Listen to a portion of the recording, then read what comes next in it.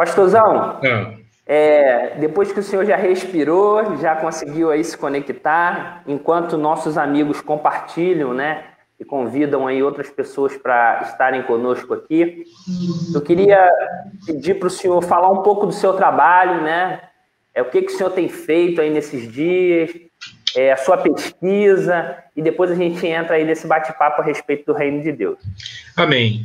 Então, boa noite para todos os amigos, amigas, né? Para todos e para todas que nos assistem nessa noite. É um prazer grande poder compartilhar com vocês um pouco, né, das nossas reflexões a respeito do Reino de Deus, atendendo ao convite do nosso grande amigo Fábio Macedo, pastor Fábio.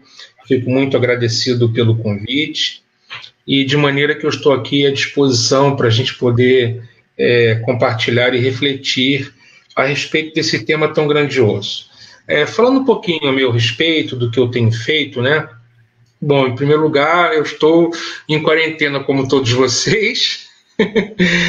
Já tem aí, né, caminhando aí para já mais começou, se eu não me engano, até, rapaz, eu me perco nas datas, essa quarentena faz com que a gente até se perca nos dias, às vezes que, meu Deus, que dia é hoje, né? Mas a gente está, de qualquer maneira, trabalhando em casa, né, gravando muita aula para a nossa faculdade, FAECAD. Sou professor da FAECAD, professor de hebraico bíblico, de exegese, do Antigo Testamento, dou aula de Pentateuco, né, teologia bíblica, atualmente dando aula de Pentateuco, e também os demais livros da Bíblia, né, trabalho com teologia bíblica, enfim. Eu sou mestre, né, em teologia bíblica pela PUC do Rio, mestre com pesquisas no Antigo Testamento, no livro do profeta Amós. Tenho pesquisado bastante esse profeta guerreiro, né, o profeta da justiça social, viu, querido Fábio? Amós, ele é uma voz necessária para os dias que estamos vivendo, né? Quanto mais eu leio Amós, mais eu reflito sobre os oráculos desse profeta, mais eu vejo a relevância e a urgência da mensagem de Amós para o nosso tempo, né? A minha pesquisa no mestrado foi uma relação entre uma perícope do capítulo 7 com um texto do capítulo 8, que fala da fome, da sede da palavra. Então, eu estudei, meu tema foi a dinâmica, né, entre o profeta e a palavra no livro de Amós, no mestrado. No doutorado, eu estou estudando as relações entre transgressões de Israel e efeitos na natureza. Então, o livro de Amós, ele fala muito sobre questões da natureza, né, distúrbios naturais, e a minha pesquisa tem verificado se até que ponto, né, as transgressões e iniquidades de Israel têm efeito no meio ambiente, no cosmos, sabe? Então é uma pesquisa também assim bastante interessante e com a ajuda de Deus nós vamos completá-la, né? Eu estou assim já no último ano do doutorado. Então é isso, né? Tenho me dedicado à palavra de Deus, tenho dado aula, como eu disse, na faculdade FAECAD, e o tema que me foi proposto refletir nessa live é uma paixão sem medida, né? O reino de Deus, ele é o grande tema das Escrituras, é o assunto central da palavra, de maneira que o reino está em toda a Bíblia, né? O reino está no propósito de Deus em criar todo o universo, está na redenção que ele realiza em função da queda. O reino está presente no presente tempo que estamos vivendo, e o reino também ele vamos dizer assim, ele visa, né, a consumação de tudo, visa o reino, a consumação de todas as coisas visa o reino. Então o reino está desde antes da fundação do mundo, né, e também na era futura. Então é o assunto, é a mensagem principal de Jesus. Jesus veio até nós para trazer o reino e nos convida a entrar no seu reino.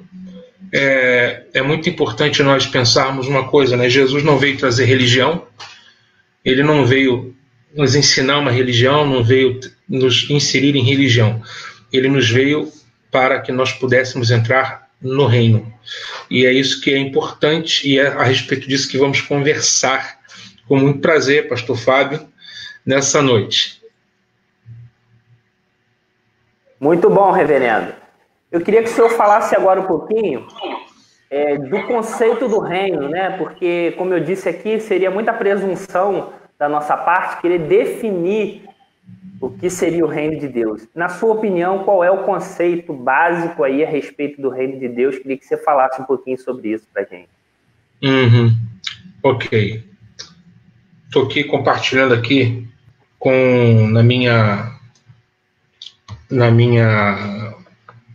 no meu perfil, né, o link aqui da nossa live.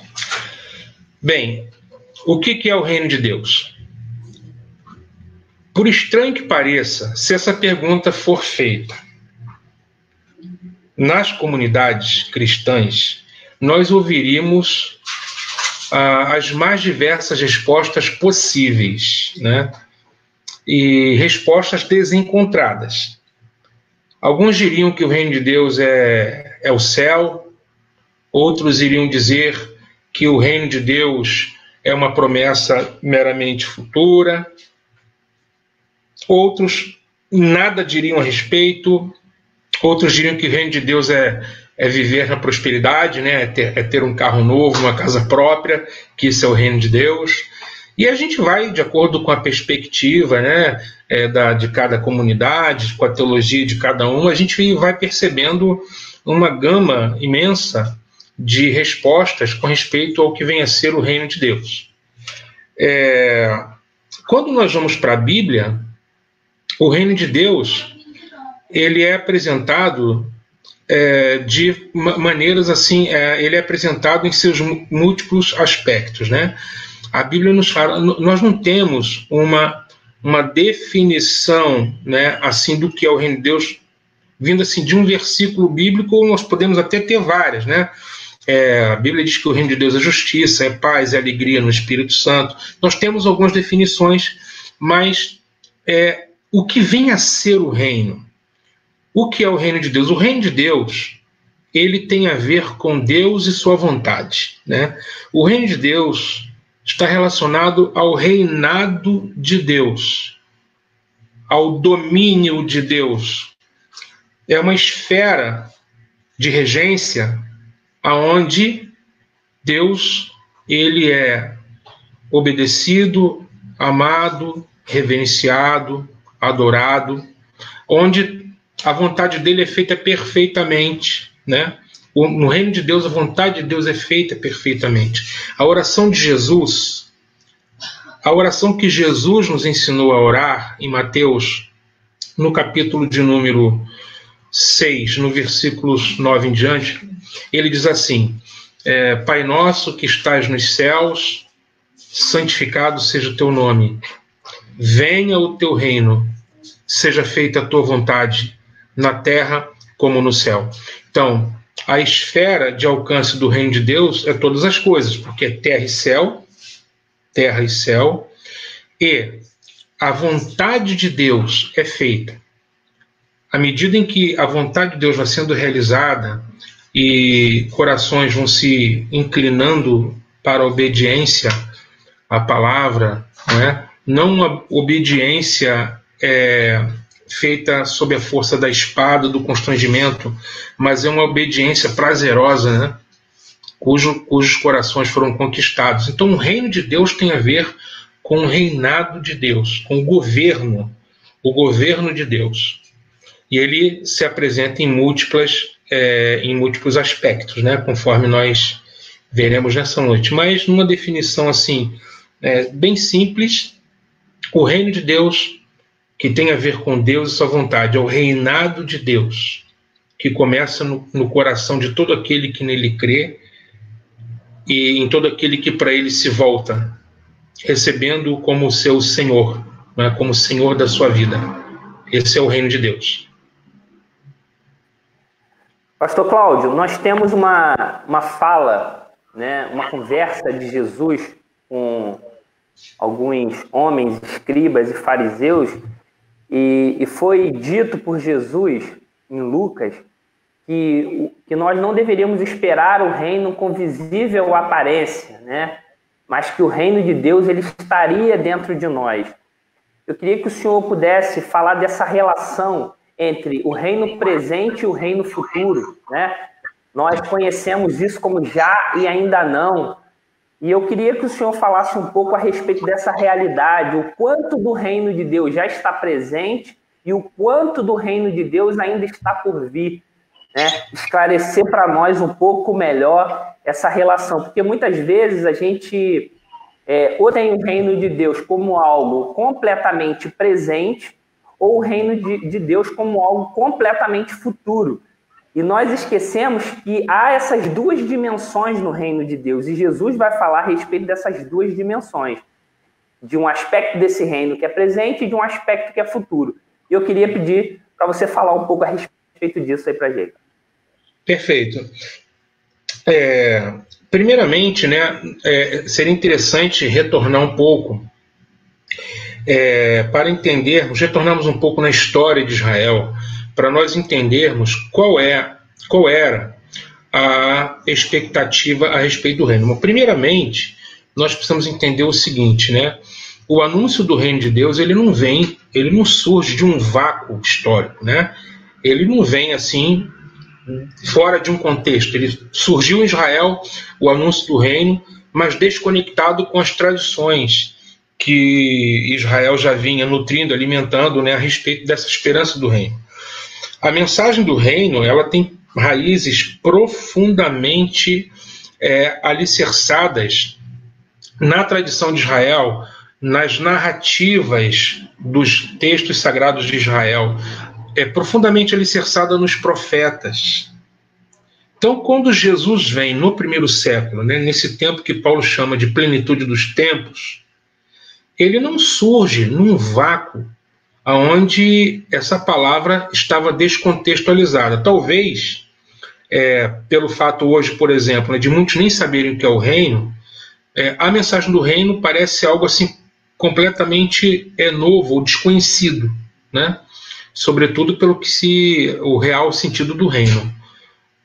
Mas no primeiro século havia toda uma expectativa, toda uma esperança com respeito ao reino. E havia também múltiplas perspectivas e tradições com respeito ao sentido de Messias.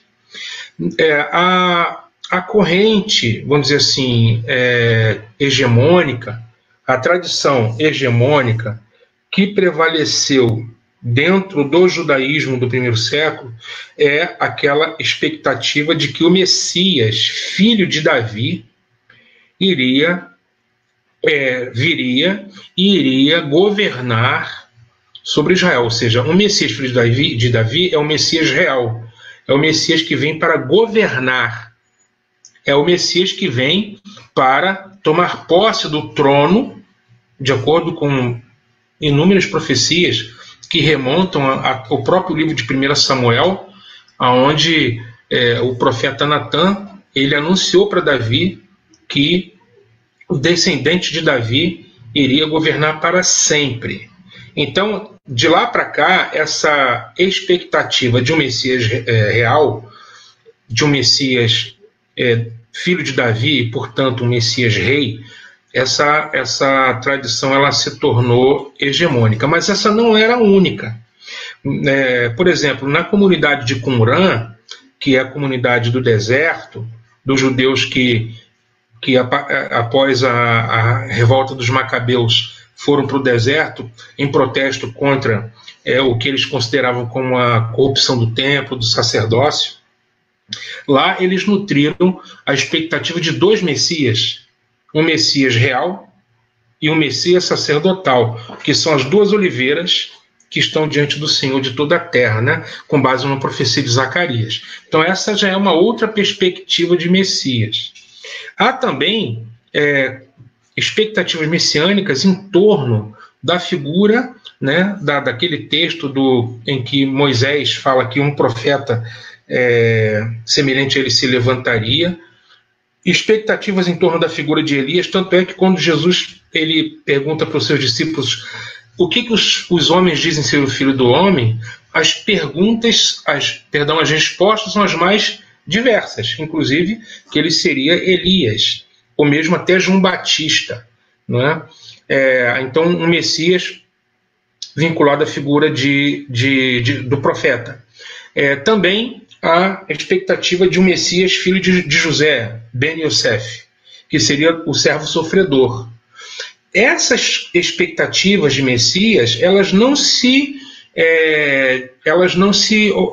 dialogavam. Ou se tinha uma expectativa de um Messias rei, ou a expectativa de dois Messias, um é rei e outro é sacerdote, ou mesmo a expectativa de um Messias profeta ou de um Messias sofredor. Quando Jesus vem anunciando o reino, ele traz uma mensagem do reino de Deus que colocou a cabeça daqueles que estavam, os seus contemporâneos, um tanto quanto em parafusos. Por quê? Porque, por exemplo, como pode um João Batista vir enviar emissários até Jesus e perguntar para ele: és tu mesmo o Messias ou haveremos de esperar por outro? Essa pergunta de João Batista, já ouvi inúmeras mensagens com respeito a essa pergunta de João Batista. João Batista estava em crise, João Batista foi preso e portanto, estava com crise ministerial. Ele viu o ministério de Jesus em ascensão e o dele ele estava perdendo espaço e Jesus assumindo espaço. Enfim, que isso teria gerado nele uma crise, que aí ele perguntou: és tu mesmo? Ou devemos esperar por outro? Mas não é bem isso, não.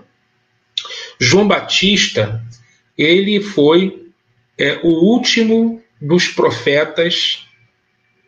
Tá? Jesus falou que a lei e os profetas profetizaram até João. Então, João foi... inclusive, o próprio Jesus disse que dentre os filhos de mulher, ninguém foi como João, não tinha ninguém como ele. João foi o maior entre os nascidos de mulher. E uma pergunta cabe, por que João foi o maior entre os nascidos de mulher?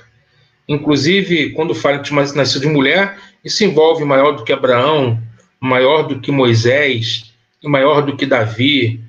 Por que dentre os nascidos de mulher, João Batista, ele foi considerado como o maior? Porque ele teve um privilégio que nenhum dos outros tiveram, que é estar entre os tempos, entre o tempo, aquela era que vigorou, chamada Era da Lei, e ele estava com um pezinho também na era que Cristo, Jesus, veio inaugurar, que é a Era do Reino. Então esse João Batista, ele estava entre as eras. A lei e os profetas profetizaram até ele, mas os olhos dele viram aquele que inaugura o novo tempo, que é o tempo do reino. Então ninguém teve esse privilégio dentre todos os profetas do Antigo Testamento, mas esse mesmo João Batista, que teve esse grande privilégio, ele mesmo tinha concepção de todos aqueles seus predecessores que tinham uma noção de que o reino de Deus viria de forma abrupta e as profecias a respeito do dia do Senhor todas convergiam nesse sentido de que o reino de Deus viria de maneira abrupta, encerraria uma presente era de opressão, uma era de subserviência de Israel a outros reinos, e inauguraria um tempo novo, em que restituiria a Israel os áureos tempos de Davi e Salomão. Os tempos do Messias, nos tempos do Messias, os mortos ressuscitariam, Israel seria restabelecido como cabeça das nações e reuniria todos os que estavam na diáspora dentro da terra de Israel. Israel seria cabeça e não cauda, e seria a luz dos povos. Tudo por causa do Messias, Ou seja, restituiria Israel a esse tempo áureo. Quando João Batista observa que Roma continua no poder, César continua sendo chamado de Kyrios, que é Senhor. Israel continua oprimido, tendo que pagar impostos pesados aos romanos. E as legiões romanas em toda parte.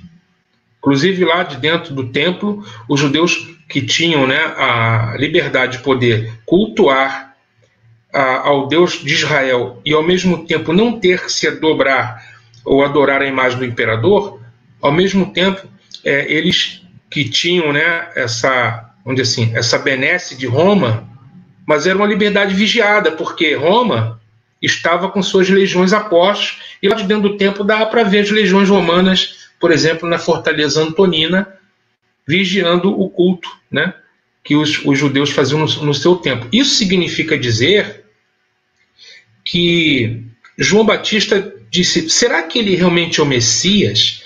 Porque quais são os sinais do messiado dele? Onde está o reino de Deus? Cadê os sinais do reino de Deus? Roma continua presente. Ou seja, a concepção de João Batista era a mesma concepção dos profetas que o antecederam, de que o reino viria de maneira abrupta e restabeleceria, num só ato, a Israel como cabeça dos povos e das nações. Só que isto não aconteceu. E é daí que Jesus vai ensinar a respeito dos mistérios do reino dos céus. Aquele conjunto de parábolas, Fábio, que Jesus narra para os seus discípulos em Mateus 13, ali estão tesouros que nós precisamos estudar. Quando Jesus fala dos mistérios do reino, ele vai dizer exatamente que o reino de Deus é semelhante. Semelhante a quê? Primeiro, como um grão de mostarda, que é a menor das sementes, mas que quando cresce se torna a maior das hortaliças, a ponto das aves dos céus virem e aninharem-se. Veja, a semente de mostarda, você sabe muito bem disso, é minúscula. Todos nós sabemos que ela é minúscula. Ninguém dá nada pelo grão de mostarda. Só que ela está lá, quando ela é plantada, irmão, ela se torna uma grande hortaliça, não é? Jesus disse assim, é o reino de Deus. Olha o mistério. Não vem de forma abrupta. O reino de Deus é semelhante a um pouco de fermento que uma mulher escondeu em 3 medidas de farinha. Então o reino é um fermento escondido. Ou seja, ele não tem aparência visível quando ele chega. É um pouco de fermento que uma mulher coloca em 3 medidas de farinha, até que esse fermento ele vai agindo na massa até ficar tudo levedado. O reino de Deus é como um tesouro escondido num campo. Então o tesouro está lá, ninguém viu. Compreende? Ninguém viu. Até que alguém descobre que ele está ali. Ele sempre esteve lá. Então ele não vem com visível aparência. Esse conjunto de parábolas nos falam de algo que talvez nem mesmo, e certamente nem mesmo João Batista compreendeu. Senão ele não teria perguntado para Jesus, porque a pergunta dele era... A pergunta de João Batista foi, és tu o Messias ou devemos esperar por outro? E Jesus disse para os discípulos, para os emissários de João Batista, vai e diz para João Batista, os cegos vêm, os coxos andam, os mortos são ressuscitados, os leprosos são purificados, e aos pobres é pregado o evangelho. E bem-aventurado aquele que não se escandaliza em mim. Aí mandou um recadinho ainda para João Batista, né? Ainda mandou um recadinho. Bem-aventurado aquele que não se escandaliza em mim. Ou seja, quais são os sinais do reino de Deus? Os sinais do reino de Deus é que os poderes do mundo vindouro começaram a agir na presente era. Então, no presente estado, na presente ordem, o reino de Deus entra por meio de Cristo, nele e por meio dele. O reino de Deus entra no nosso mundo e essa ação do reino, tal como um fermento, vai levedando. E aonde ele toca, leveda.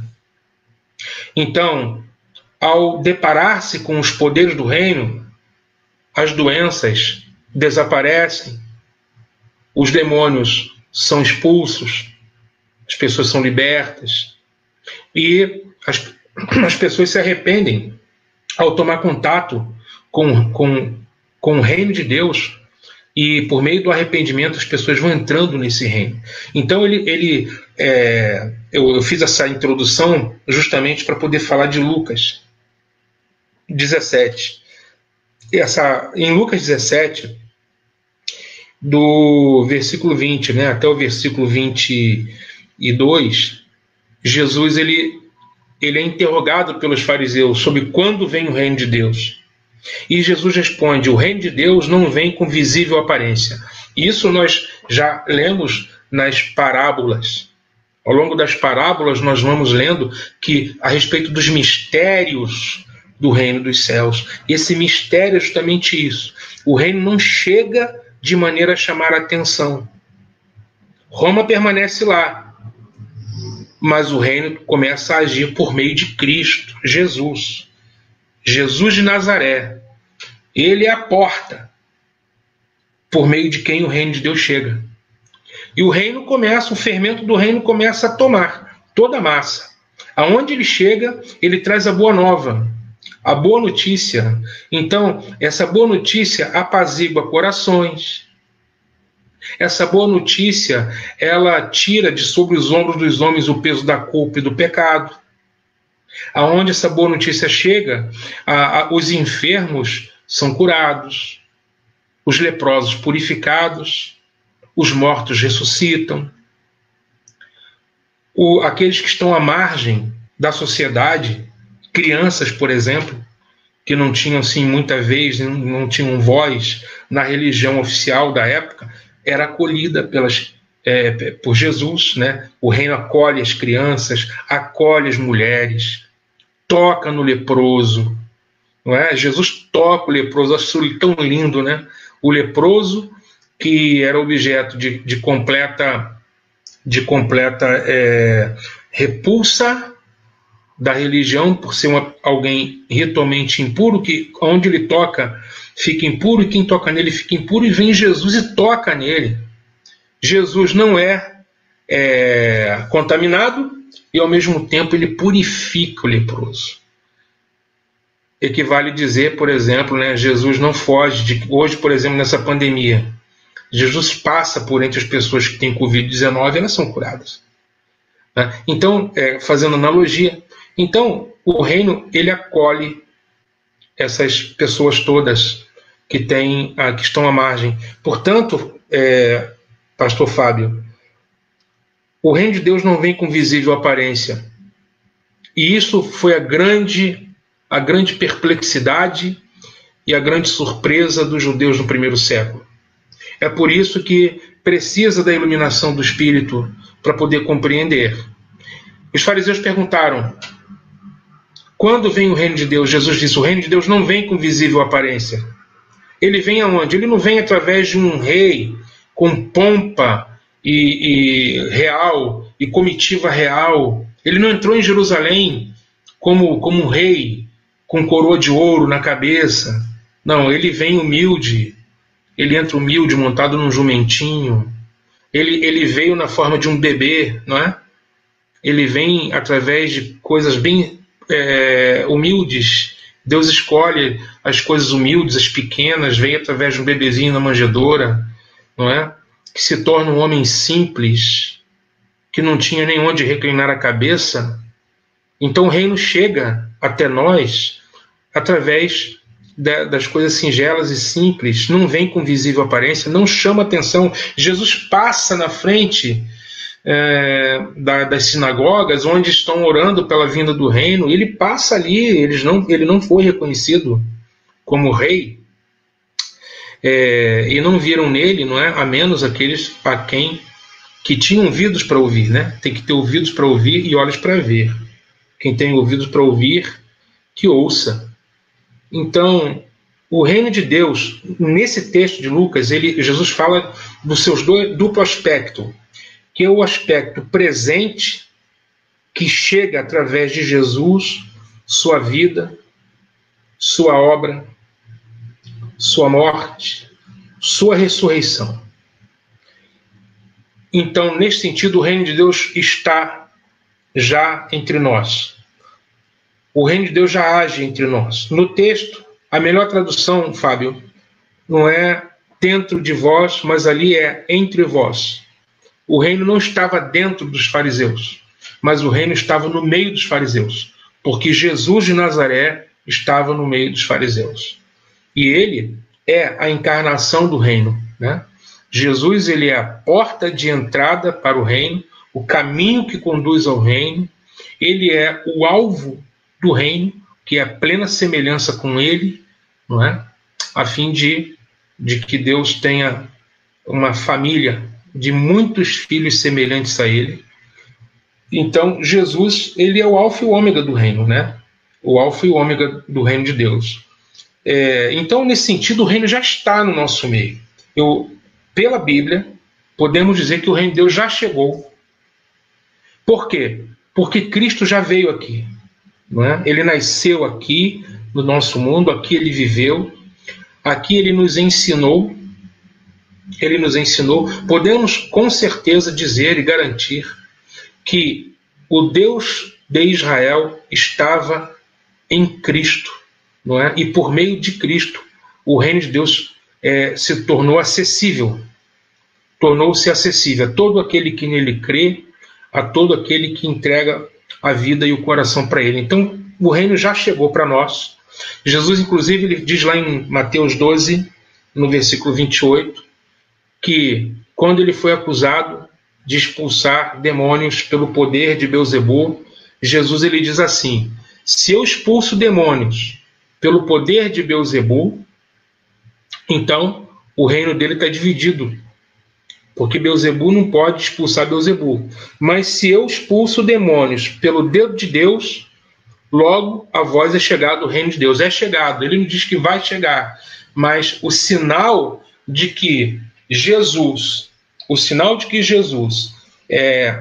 de que o reino chegou, é de que os demônios e as enfermidades eram repelidas pelo poder de Deus, pelo Espírito de Deus, que é o poder da era vindoura, né? E nessa era já se experimenta o reino de Deus. Nessa era, os homens entram no reino por meio do arrependimento. Nessa era, nós podemos ver e entrar no reino, né? Citando, né, um autor que eu gosto muito, que escreveu muito sobre isso, que é o George Arnold, ele diz que nós entramos no reino hoje e entraremos no reino amanhã. Entramos no reino hoje porque ele já é a realidade presente. O reino de Deus hoje já é uma realidade plena, quer dizer, não tão plena porque ainda não está consumada todas as coisas, mas já é uma realidade. Não vem com visível aparência. O reino está dentro de mim, o reino está dentro de você, Fábio, está dentro dos irmãos que nos assistem, de todo aquele que nele crê, de todo aquele que busca sinceramente fazer a sua vontade. Aí está o reino de Deus, né? O reino de Deus, ele se manifesta na igreja, que é a comunidade do reino. O reino é maior do que a igreja. A igreja, ela não é o reino, a igreja não é o reino, porque o reino é mais que a igreja. Mas a igreja, ela é parte do reino. E ela é chamada a sinalizar esse reino na história. É chamada a anunciar esse reino pela proclamação do evangelho, da boa notícia de que Jesus Cristo vive, ressuscitou, reina, está à direita de Deus e reina. Ela é chamada a sinalizar na história entre os homens, convocar os homens a uma mudança de mentalidade. E só que o reino é mais que a igreja, né? E por meio de boas obras, né? Por meio da ação de obras de justiça, a igreja é chamada a sinalizar o reino. No entanto, o reino é mais do que a igreja. O reino está para além da igreja. A igreja é parte do reino. O reino envolve tudo. O reino envolve todo o cosmos, a natureza, a criação que vai ser redimida do cativeiro na qual se encontra hoje, né? O meio ambiente, todo o cosmos, a salvação de Deus em Cristo, ela é cósmica, ela é para além. né, do que uma salvação individual da minha alma, da sua alma, né? Jesus, inclusive, não veio salvar almas, ele veio salvar pessoas, né? Veio salvar o indivíduo completamente, plenamente, não é? Nesta questão da salvação presente, né, caminhamos para o grande clímax da história, que vai ser a realização da história, que é a consumação de tudo, que é quando o reino de Deus plenamente se manifestará e não haverá um canto desse cosmos que não vai ser afetado por essa restauração de todas as coisas, como Pedro disse, ou a criação sendo redimida, como Paulo anuncia em Romanos 8. Então, nesse texto de Lucas, Jesus fala de um reino que já está aqui. Aí eu, respondendo a sua pergunta, o reino está entre nós, o reino já chegou para nós, não é? O já do reino é que nós já temos acesso a ele já está interagindo conosco, né? Temos a presença do Senhor, do Espírito Santo, né, na nossa vida, dirigindo as nossas vidas. O reino já está entre nós, nesta perspectiva.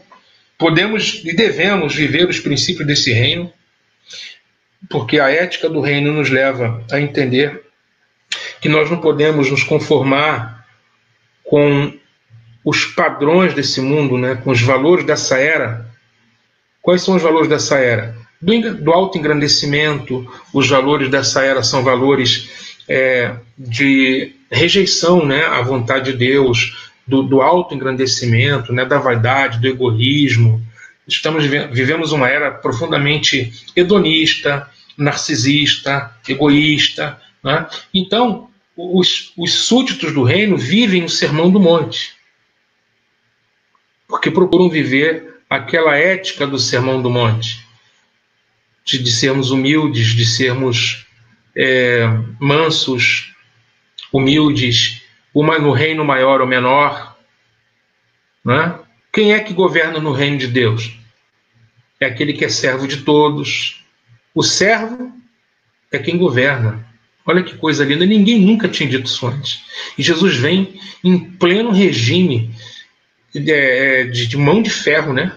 Império Romano, regime de ferro, governo de ferro, autoridade imposta pela força. E Jesus diz, né, para não resistir ao perverso, para caminhar a segunda milha.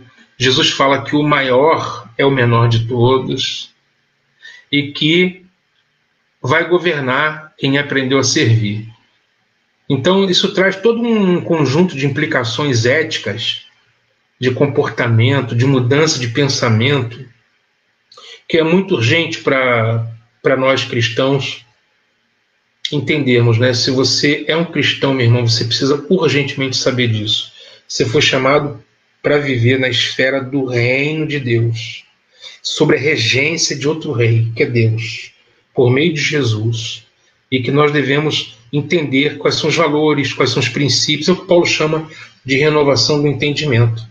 E à medida que a gente vai experimentando, Fábio, para eu não me estender muito, porque a gente vai falando e vamos falando e falando, então a realidade presente do reino está aí, fomos chamados a participar dele, e compete a nós termos a nossa mente transformada para entender, não é, qual é a mente de Cristo, que nos leva a viver de acordo com os princípios desse reino, né, irmão? Acho que é por aí. Muito bom, pastor Cláudio. Eu queria que você falasse também um pouquinho, né, a respeito da nossa leitura da Bíblia, né? Você entende que a nossa leitura bíblica tem como chave ou como óculos o reino de Deus? A gente pode dizer que o reino de Deus é uma chave hermenêutica para a gente compreender a narrativa bíblica. Queria que você falasse também um pouquinho a respeito disso, né? Porque às vezes a gente tem muitos princípios para fazer uma leitura bíblica, mas eu acredito que fazer essa leitura bíblica, né, de toda a Bíblia, de toda a narrativa bíblica, a partir dessa visão, dessa perspectiva de reino de Deus é algo muito importante, algo muito relevante para os nossos dias, né? Com certeza. Romanos 11, 36 diz assim: porque dele e por ele e para ele são todas as coisas, né? Dele, por ele e para ele. Quer dizer, se nós entendemos que tudo que foi criado, tudo que existe por intermédio dele e existe para ele, que toda a criação ela foi realizada, foi criada com base em função de um propósito, porque tudo deve ser para ele, para a glória dele. Então, ao lermos desde o Gênesis até o Apocalipse, né, essa metanarrativa, devemos entender que existem até pontos que nós podemos até pensar. Deus criou para o louvor da sua glória, mas o homem caiu, houve a queda. Há a redenção e há a consumação.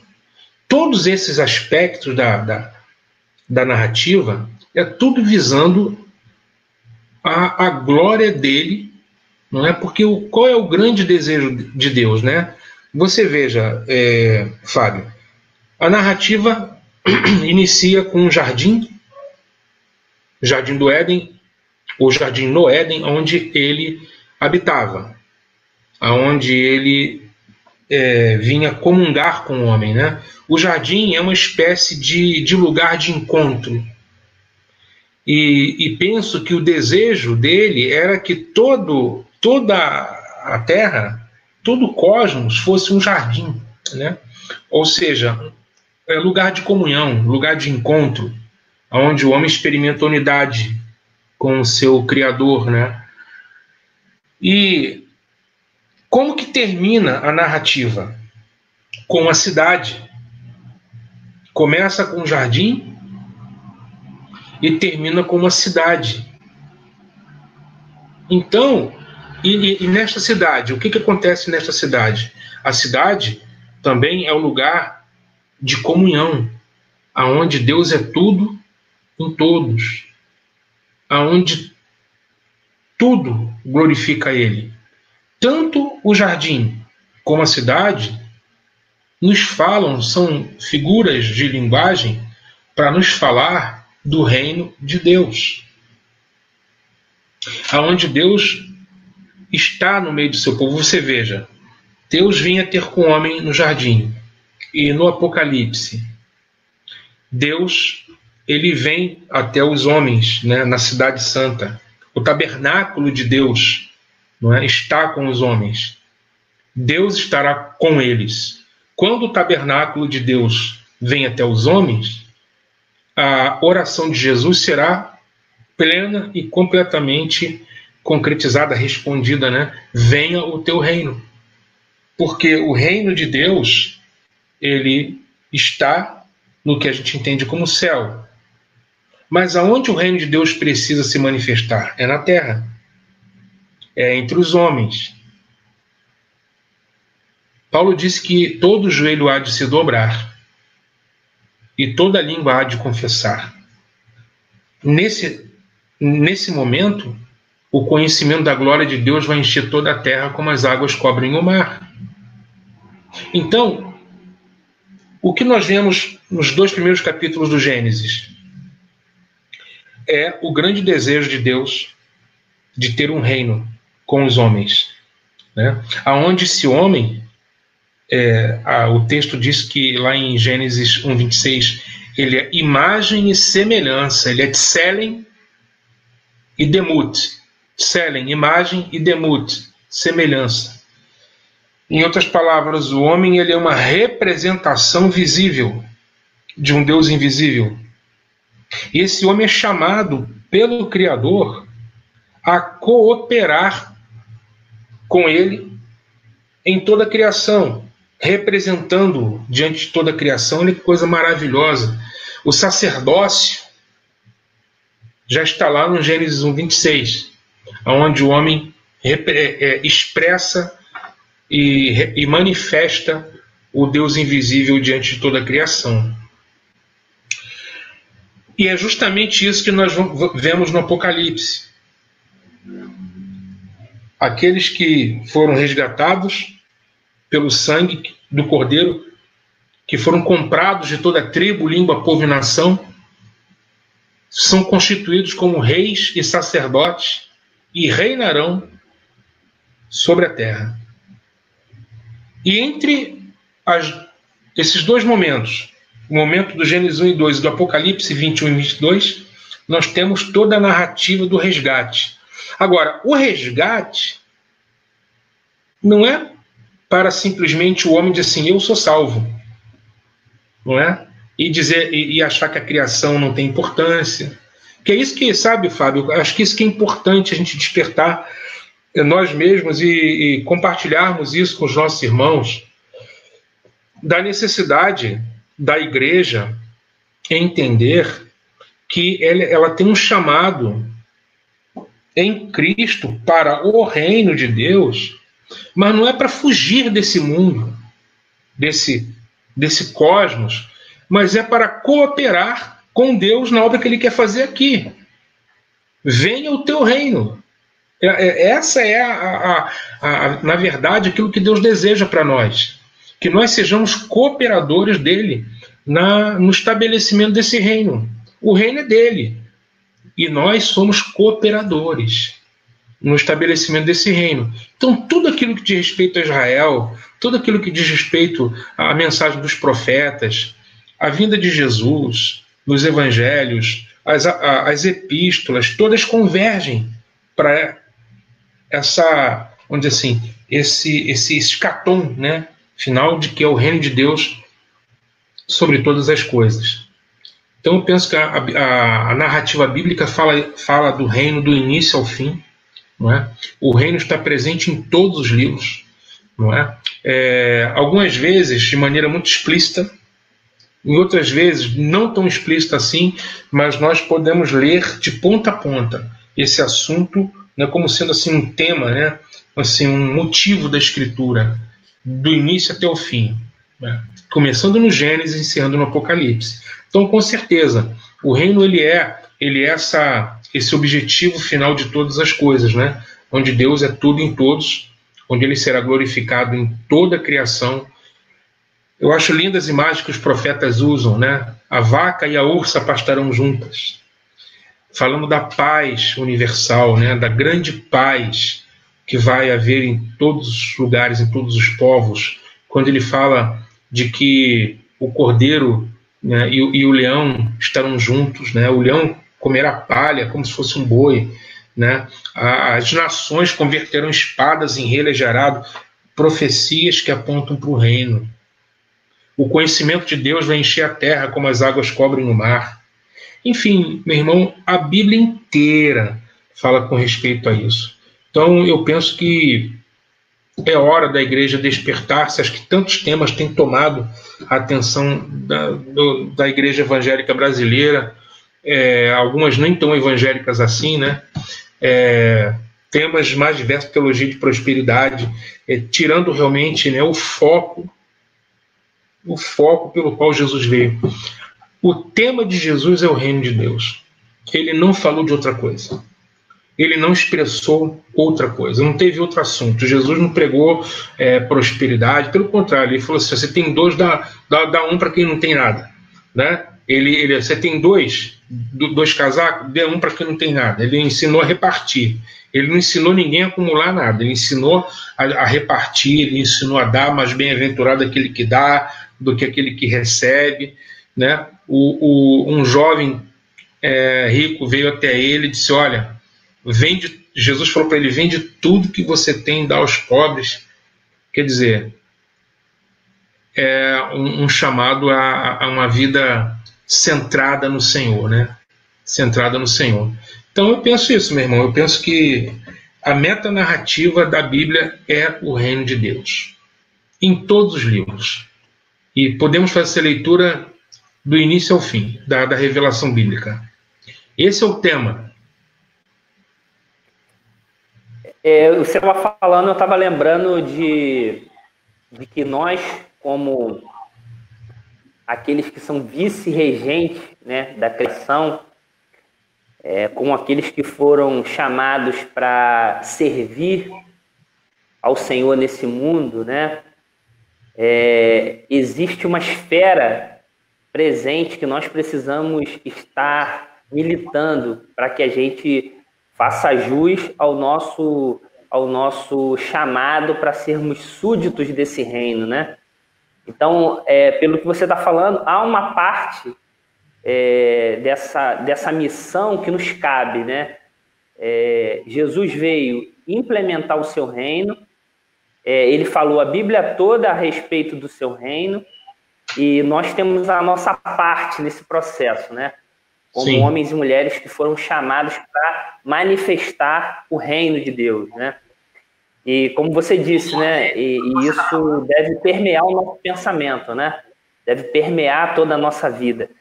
E esse tema do reino, ele deve nos trazer empolgação, né? Deve nos empolgar. Numa época em que nós falamos tanto de reinos humanos, né? Trazer essa ideia de que há o reino de Deus em processamento, né? Jesus está processando o seu reino através das nossas vidas, né? Para que essa plenitude aconteça, conquanto que ela não aconteça plenamente nessa terra, nós podemos então ver sinais do reino de Deus acontecendo, né? Eu costumo dizer que Deus deseja se fazer presente, o reino de Deus precisa se fazer presente nas nossas vidas, através das nossas vidas, através das nossas ações, né? E aí você falou também no nosso desafio, né? De estarmos fazendo a missão também como uma parte de implementação do reino de Deus, né? Que é assim, Deus foi visto por meio de Jesus de Nazaré.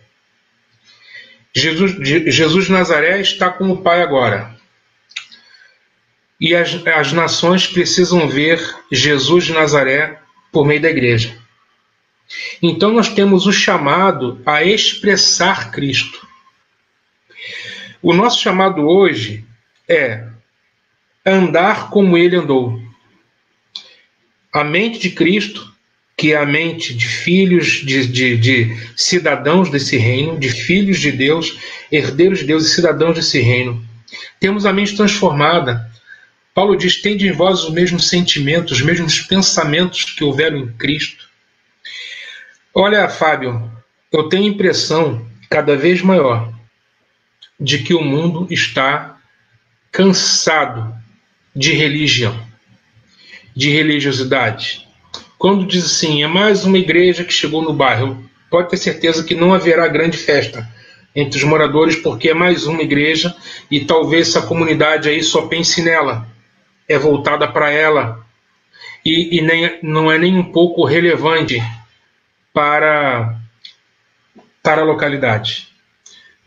As pessoas não querem religião, as pessoas querem ver Jesus. Você sabe que o Evangelho diz que quando o povo descobriu que Jesus estava na casa, o povo afluiu, né? Afluiu. Por quê? Porque a presença de Jesus, ela atrai, ela traz, ela atrai, porque Jesus ele não veio trazer religião. Ele veio tirar os fardos, ele veio tirar as cargas do povo. Ele veio trazer vida. Sabe, então, a vida de Jesus não é uma vida que recebe. A vida de Jesus é uma vida que se doa. É uma vida que se dá. É uma vida de serviço.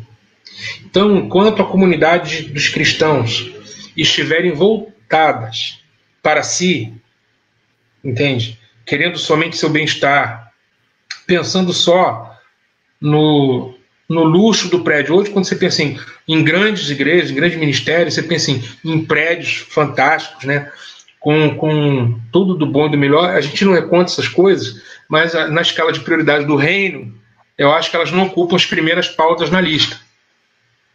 Porque o reino de Deus não é constituído por coisas, é constituído de pessoas. A prioridade de Deus são pessoas e não coisas. Então, enquanto a gente não entender e incluir não só as pessoas que estão dentro da comunidade de fé, professando ali. Não. A prioridade de Deus são pessoas em todo lugar. Os de dentro e os de fora.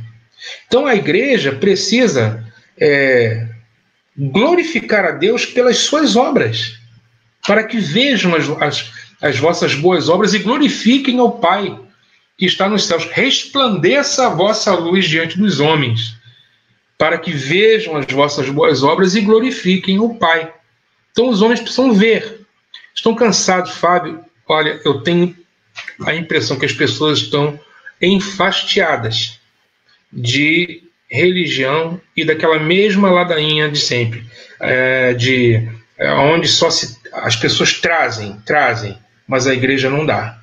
Não dá, nada dá. Então, no dia em que a igreja ela pegar uma bacia e uma toalha e começar a servir,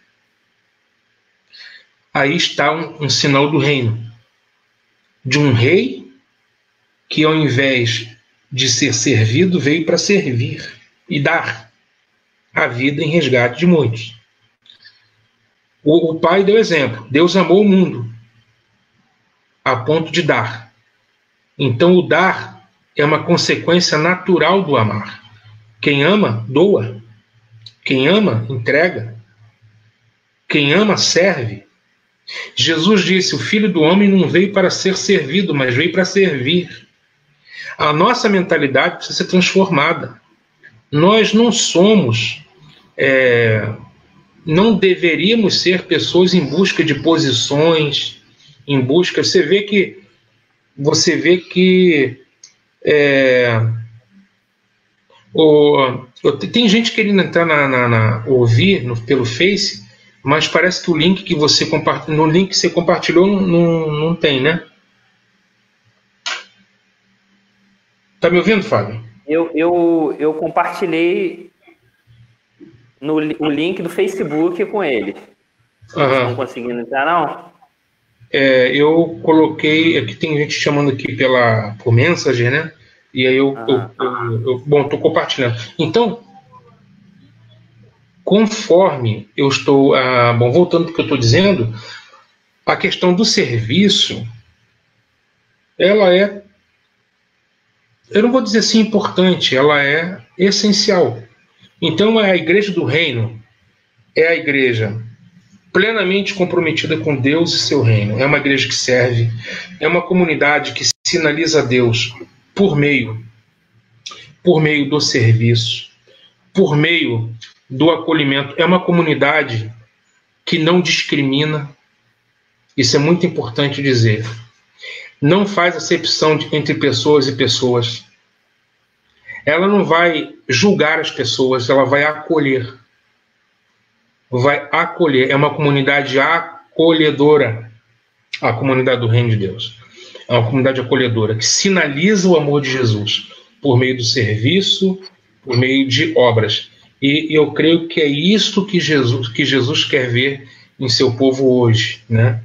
Enquanto isso vai acontecendo, ele vai edificando o reino dele. E a igreja, ela vai expressando o reino, Fábio, por meio dessas boas obras, por meio dessas ações, né? Porque a fé sem obras é morta. Tá aí uma outra muito coisa bom. Boa para a gente conversar. Porque essa fé passiva, eu creio, então os dogmas estão na cabeça, mas a vida não manifesta, não expressa em ação, em atitude, isso não serve de nada, né? É melhor mostrar a nossa fé por meio das nossas obras, né? Como disse Tiago. Verdade. Cláudio, para a gente encerrar aqui, seguir para o final, eu queria que você falasse um pouquinho a respeito do reino de Deus e a nossa responsabilidade social, né? Porque pelo que você está falando, nós precisamos manifestar o reino de Deus. E às vezes a gente entende que a nossa esfera é só uma esfera espiritual. Então eu queria que você falasse um pouquinho aí para a gente encerrar esse tempo aqui, sobre isso, sobre a responsabilidade social da igreja, tendo em vista que nós precisamos manifestar a nossa fé através daquilo que fazemos, né? Através das nossas boas obras. E a responsabilidade social está dentro disso, né? Na forma com que a gente serve as pessoas, usando aí a sua analogia, né, da bacia e da toalha, isso significa dizer que há uma esfera de serviço que transcende a espiritualidade, né? Ou podemos dizer que servir ou ter também a ação social, uma ação na sociedade também expressa a nossa espiritualidade, né? Servir as pessoas, servir a nossa comunidade também é ser espiritual, né? Com certeza.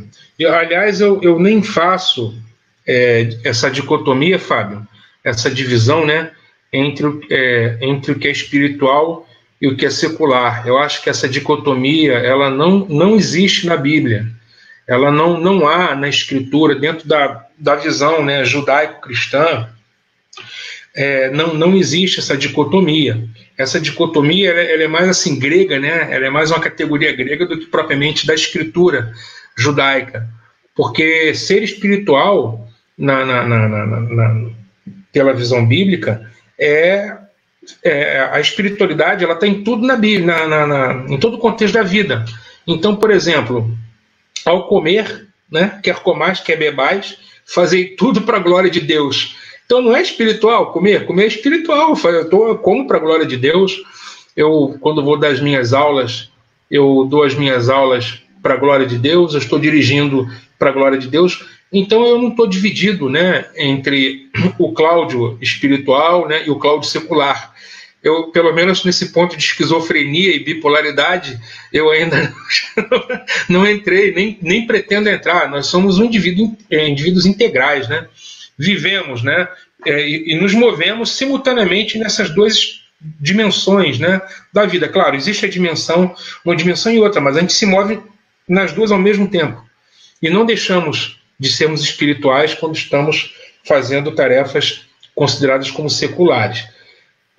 Eu penso o seguinte, nós vivemos um tempo difícil, a meu ver, no contexto evangélico brasileiro, sabe, Fábio? Pelo seguinte, né? Eu acho que, eu não sei se a gente deve entrar nesses aspectos, né? Porque eu não quero aqui polemizar, né? Você é meu anfitrião e o que você disser eu faço. Posso falar? Pode, com certeza. Rapaz, eu acho que são tempos temerários, porque eu acho que está havendo uma certa confusão no nosso meio evangélico. Você perguntou assim, se nós deveríamos nos envolver nas questões, né, sociais, se isso faz parte do reino de Deus. É claro que faz. Olha só, a partir do momento que Jesus Cristo ressuscita, ele se tornou Senhor do céu e da terra. Não há nenhum milímetro nesse cosmos que não pertença a ele. Então, a cultura, as artes, a literatura, ele se interessa por tudo isso. Tá? A política, eu não estou dizendo de politicagem nem de política partidária, mas eu estou dizendo o que acontece no nosso país. A igreja deve ter um olhar sobre a perspectiva do reino de Deus com respeito a isso. O que está acontecendo hoje. Eu acho que graça é uma enorme confusão. Entende? Uma enorme confusão. Qual é a confusão? Eu acho que está substituindo os Messias. Eu acho que está havendo uma substituição e um apoio acrítico e muitas vezes cego. A igreja muitas vezes está entrando em bandeiras que ela não deveria entrar, em lutas que ela não deveria entrar, sob pena de se comprometer, porque tudo que está acontecendo vai passar, todo governo humano vai passar, todo governo humano vai passar, e não nos surpreendamos se muita coisa estourar aí para frente, e muitas lideranças já estão comprometidas até o pescoço, até do último fio de cabelo, irmão, até a planta dos pés, lideranças empenham suas palavras, entendeu? Como homens de Deus, em apoios completamente acríticos e incondicionais. E eu temo muito por isso, porque isso vai gerando cada vez mais descrédito diante da opinião pública com respeito à igreja. Ao mesmo tempo, eu me lembrei da leitura do profeta Amós, quando ele fala com respeito à questão do culto, né? Você me ouve, Fábio? Sim, eu tô te ouvindo. Agora deu uma falhadinha, mas voltou. Uhum. Caiu aqui rapidamente, mas voltou. Aproveitando que você até está falando isso, tem gente me dizendo que não está acessível ao público aquele link do Face que você me passou. Então depois eu compartilho de novo, aí as pessoas vão poder ver, né? Aí a reprise. Beleza, então eu estava dizendo o seguinte, que ao ler, por exemplo, o profeta Amós, ele faz uma denúncia contundente de um povo, contra um povo que está muito interessado em oferecer sacrifícios, holocaustos, em oferecer seus cânticos, e Deus chega a dizer o seguinte: olha, eu não aguento mais ouvir esses corinhos que vocês cantam, esses hinos, esses louvores, afasta de mim o estrépito dos teus cânticos, porque eu já não aguento observar a iniquidade associada ao ajuntamento solene. Iniquidade e ajuntamento solene. Sabe qual é a iniquidade? É justamente o povo desprezar a causa do pobre, do oprimido, daquele que nada tem.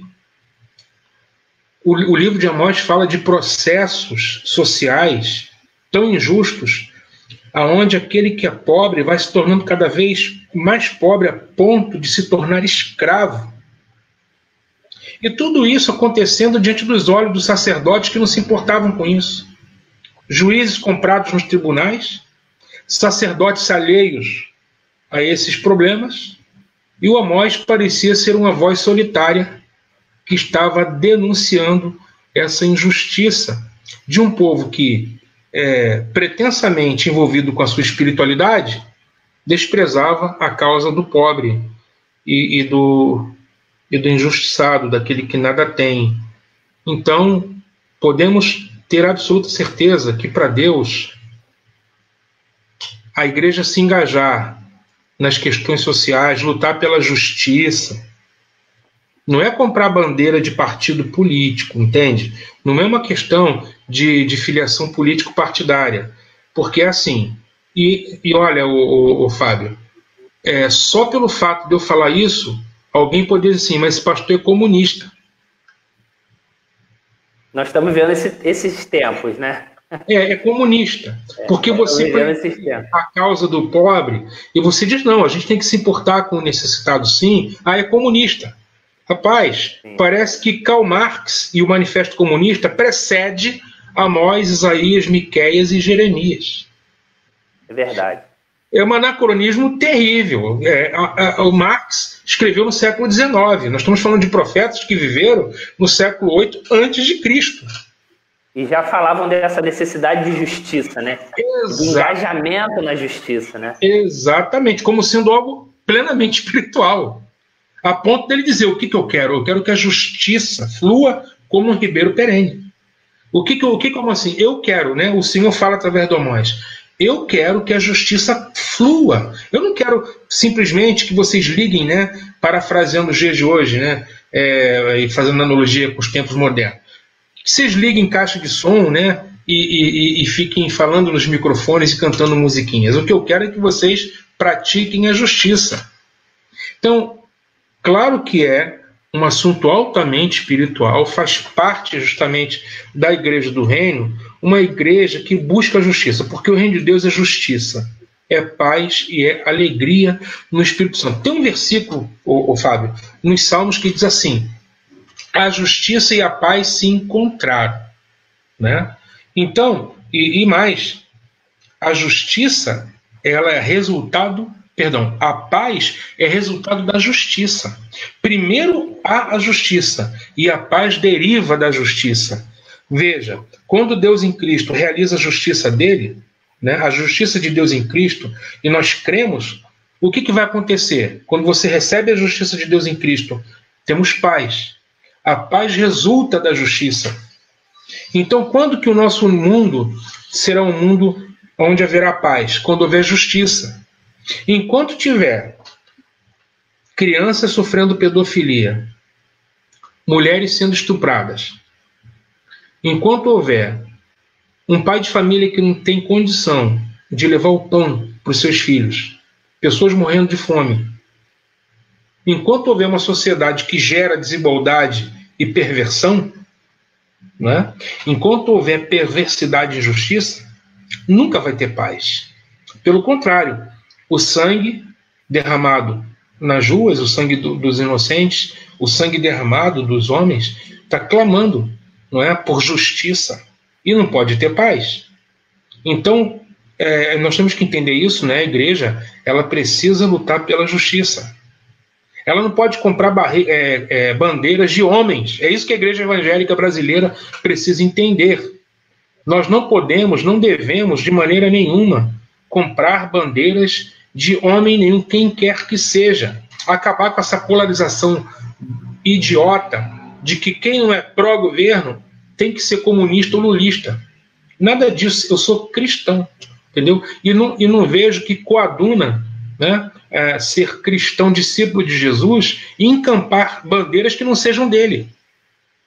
Então, é isso que nós temos que entender. Cada um pode ter sua posição política, né, mas sem histeria, sem fanatismos, e não comprar lutas que não são nossas. Defesas, você pode ver as nossas redes sociais como andam polarizadas, em trincheira, os irmãos se ofendendo, se maltratando, sabe? Um desligando o outro das suas redes por causa de quem? De homens. Então nós temos que ter esse entendimento. A nossa bandeira não é pró-Lula, nem pró-Bolsonaro, mas tem que ser pró-reino de Deus. Então a justiça do reino, a igreja tem que se engajar nisso.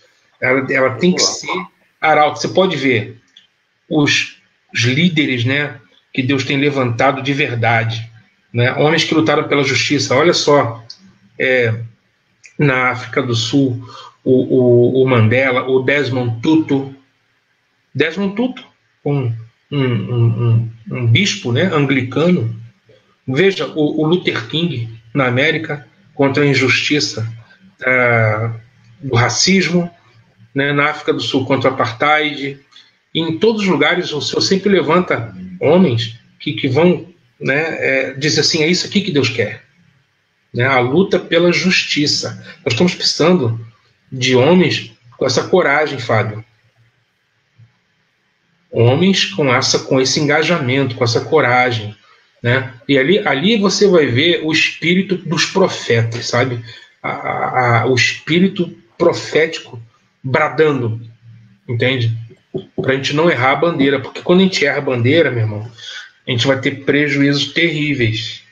E é isso que eu temo com respeito à igreja evangélica atual. Eu acho que ela está meio errando a bandeira, errando a bandeira. Por isso que a gente tem que anunciar o reino para entender o que é reino de Deus e o que não é. Eu acho que só a mensagem do reino de Deus, compreendida pela iluminação do Espírito, sabe, irmão, para poder fazer entender essas coisas. Para a gente não errar a bandeira que nós vamos empunhar. Muito bom. Reverendo, nós já estamos com 1h30 já, né? Tá bom, 1h30. O papo tá muito bom, se bem que tem sido mais um momento. Né? Falar sobre o reino de Deus dá conversa com as 5 horas aqui. Tá bom, então, querido. Muito bom estar com você. Quero aí revelar, mostrar minha gratidão a você, né, por esse tempo aqui. Agradecer os nossos irmãos que estão aí nos acompanhando até esse momento. E eu quero estar aí te agradecendo e pedindo para você fazer as suas considerações finais para a gente poder encerrar e marcar outro dia para a gente estar falando sobre outros temas também relevantes para a nossa igreja, né, para os nossos amigos aí do Facebook. Vai ser um prazer, meu amigo. Eu agradeço também assim muito pelo convite. Eu acho que atualmente, né, não deve ter muitas lives falando sobre o que estamos falando aqui agora. Não vou dizer que não tenha, tem gente de Deus falando sobre isso, mas não está em toda parte ainda, né? Quisera eu que isso estivesse bombando no Facebook e no Instagram, né? Mas não tem jeito, a verdade vai brilhar, vai resplandecer. E assim, sabe, quero te animar, Fábio. Eu sei que você é um homem de Deus, e você está completamente envolvido aí no seu ministério, se dedicando aí a esse povo que Deus lhe confiou para pastorear. Que Deus continue te abençoando e te encorajando, né? O Espírito de Deus te encoraje cada vez mais a prosseguir nesta linha, neste caminho, sabe? Que é ser um arauto do reino de Deus e cooperador desse reino aqui entre os homens. Acho que esse aí é o chamado, né? Ser um despenseiro de Deus. Então, que Deus te abençoe. Estou muito grato pelo convite. Espero que tenha sido legal, esclarecedor, né? Esse tempo juntos. E boa noite, a paz de Cristo.